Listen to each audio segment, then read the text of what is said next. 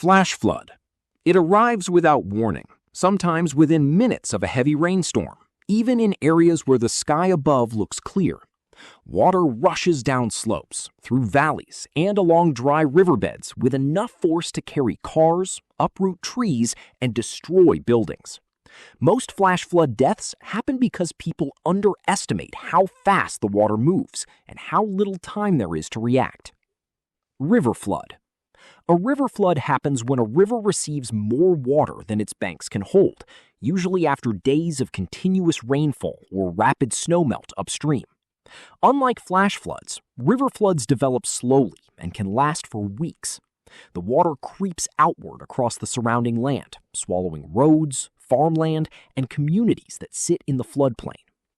Coastal flood.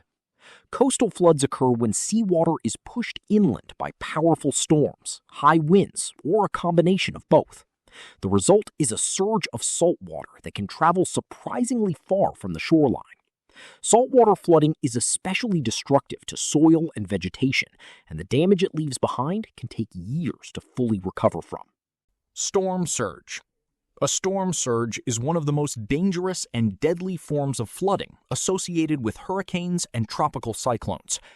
As a storm approaches land, its winds push a massive wall of ocean water toward the coast.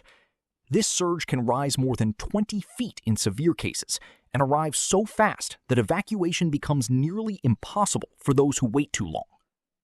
Urban flood. Urban flooding happens in cities and towns where concrete, asphalt, and buildings cover most of the ground. When heavy rain falls, there is almost nowhere for the water to go.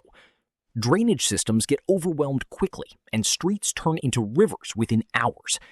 Basements fill, underpasses disappear underwater, and the areas that flood most severely are often the lowest income neighborhoods with the oldest infrastructure.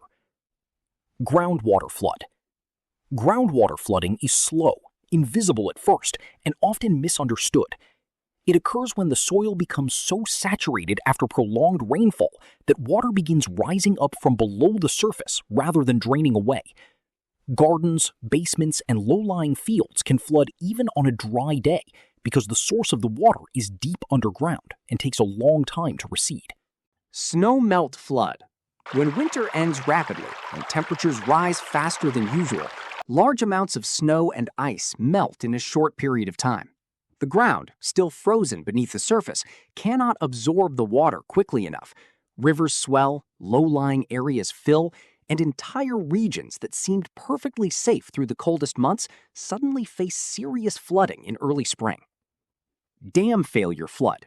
A dam failure flood is one of the most catastrophic events a river valley can experience. When a dam breaks, either from structural failure, extreme rainfall, or poor maintenance, billions of gallons of water are released all at once.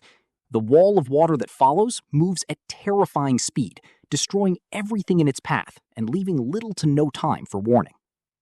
Tsunami flood.